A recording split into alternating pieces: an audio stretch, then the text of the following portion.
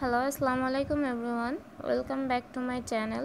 আশা করি যে যেখানে আছেন ভালো আছেন এবং সুস্থ আছেন। আজ আমি আপনাদের জন্য একেবারে রেস্টুরেন্টের মতো ইয়াম্মি ও ক্রিস্পি স্বাদের চিকেন ফ্রাই রেসিপি নিয়ে হাজির হয়েছি। তো বন্ধুরা, চলুন আমি ভিডিওটি শুরু করি। এখানে আমি চিকেন ফ্রাই তৈরি করার জন্য কয়েকটি মাংসের পিস নিয়েছি। দেখতে পাচ্ছেন এখানে রান নিয়েছি আর নিয়েছি বুকের অংশ।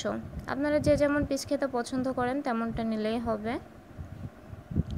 এখন আমি এগুলাকে একটা কাঁচা চামচের সাহায্যে ভালোভাবে কেচে নিব।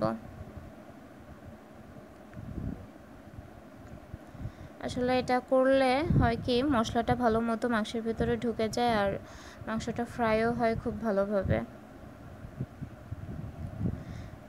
এখন আমি এর ভিতরে দিয়ে দিলাম 1 টেবিল চামচ পরিমাণে রসুন বাটা, 1 টেবিল চামচ পরিমাণে আদা বাটা,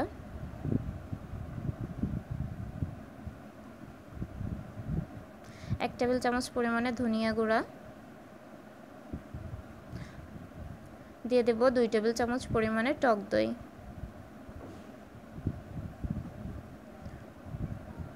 আসলে এগুলোর পরিমাণ সম্পূর্ণ নির্ভর করে আপনি কতটা মাংস নিচ্ছেন সেটার উপরেই। এখানে আমি দিয়ে দিলাম 2 টেবিল চামচ পরিমাণে ভিনেগার। এখানে আপনারা চাইলে লেবুর রসটাও ব্যবহার করতে পারেন। আর দিয়ে দিলাম 1 টেবিল চামচ পরিমাণ সয়া সস।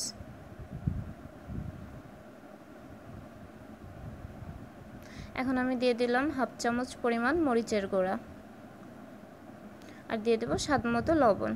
এখন আমরা এই সব উপকরণগুলোকে ভালোভাবে মাখিয়ে নিব।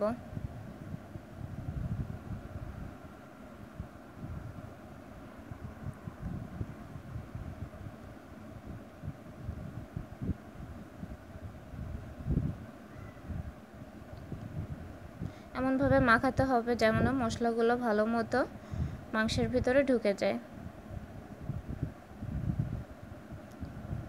তো বন্ধুরা, দেখতেই পাচ্ছেন আমার মাংসগুলো ভালো মতো মাখানো হয়ে গেছে। এখন আমি এটা 2 থেকে 3 ঘন্টার জন্য নর্মাল ফ্রিজে রেখে দিব। বন্ধুরা, 2 থেকে 3 ঘন্টা পরে ফিরে আসলাম। মাংসটা ফ্রিজ থেকে বের করছি। এখানে আমি 2টা ডিম নিয়েছি। ডিম 2টা আমি লবণ দিয়ে ভালোভাবে ফেটে নিচ্ছি।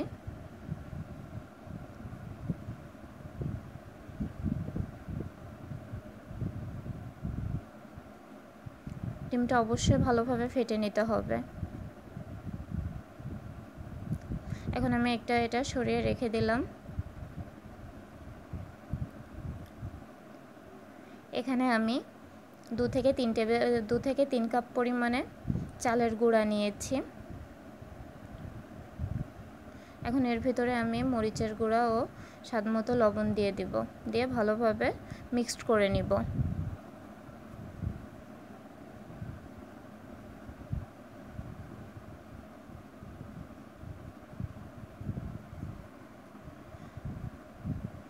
আমি আগেও বলেছি যে উপকরণগুলো আসলে আপনি কি পরিমাণে মাংস নিচ্ছেন তার উপরে সমস্ত উপকরণগুলো নির্ভর করবে। তো এখানে আপনারা দেখছেন যে আমি কতটা মাংস নিয়েছি, সেই হিসাবে আমি এখানে চালের গুঁড়া আর মরিচের গুঁড়া আর লবণ ব্যবহার করেছি। তো আমি চুলাতে কড়াই বসিয়ে তাতে তেল দিয়েছি। এখন আমরা অপেক্ষা করব তেলটা গরম হওয়ার জন্য।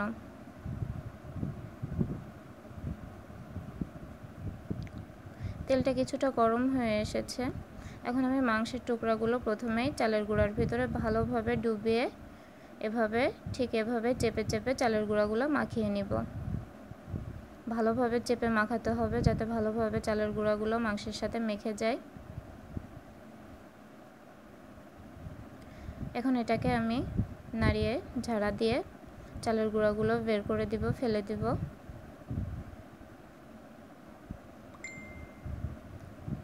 এটা ডিমের ভিতরে এখন আমি ভালোভাবে মাখিয়ে নিব।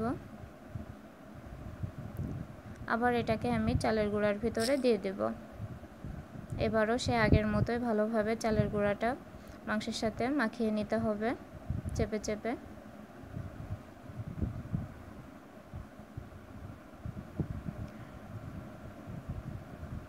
চালের গুঁড়োটা ঝাড়া দিয়ে ফেলে দিলাম।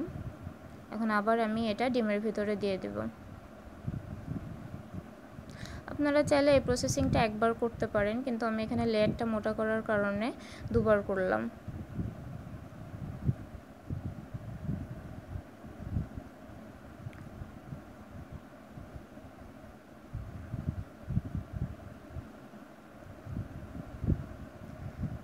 তো এটা আমার ভালোভাবে মাখানো হয়ে গেছে। এখন আটাগুলো আমি ফেলে দিয়ে ঝাড়া দিয়ে তেলের ভিতরে দিয়ে দেব।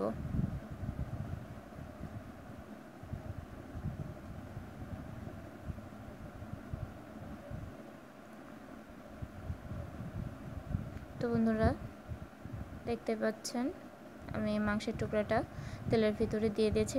আর এটা আমি সম্পূর্ণ জালটা লোয়ে রেখে ফ্রাইটা করব। কোনোভাবে জালটা মিডিয়াম বা হাইতে রাখা যাবে না, তাহলে আমাদের মাংসটা ভালোভাবে ফ্রাই হবে না। আমি এভাবে আরেকটা পিস নিয়ে প্রসেসিংটা করে নিচ্ছি।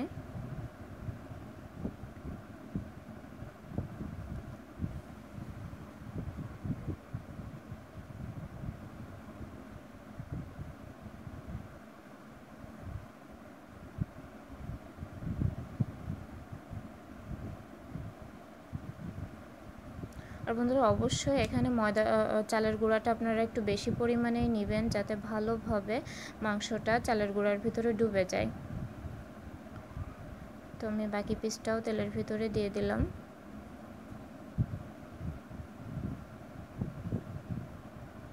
এখন আমি এগুলাকে লো জালে আস্তে আস্তে ভেজে নেব।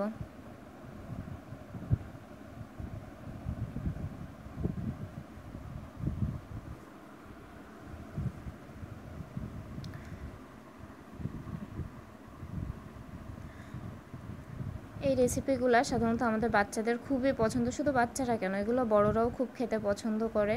তো যেহেতু এখন লকডাউনের সময় রেস্টুরেন্টে যাওয়াটা আসলে সেভাবে পসিবল না, বা বাইরের খাবার খাওয়াটাও ঠিক না, সেক্ষেত্রে আপনারা এগুলো বাসায় তৈরি করে দিতে পারেন। ফ্যামিলি বা বাসার অন্যান্য মেম্বার্সরা খুবই খুশি হবে।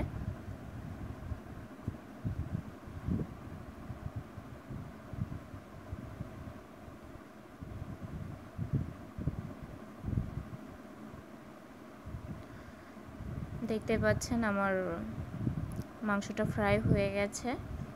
এখন আমি এটা উঠিয়ে নিব।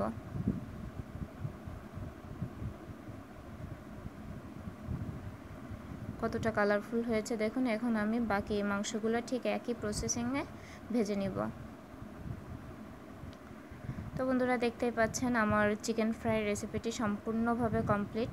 আশা করি আপনাদের ভিডিওটি ভালো লেগেছে। আর ভিডিওটি ভালো লাগলে অবশ্যই কমেন্ট বক্সে জানাবেন। আর আমার চ্যানেলটি সাবস্ক্রাইব করতে ভুলবেন না। নতুন ভিডিও পেতে পাশে থাকা বেল আইকনটি অবশ্যই প্রেস করবেন। সবাই ভালো থাকবেন, সুস্থ থাকবেন, আর অবশ্যই আমার ভিডিওটি শেয়ার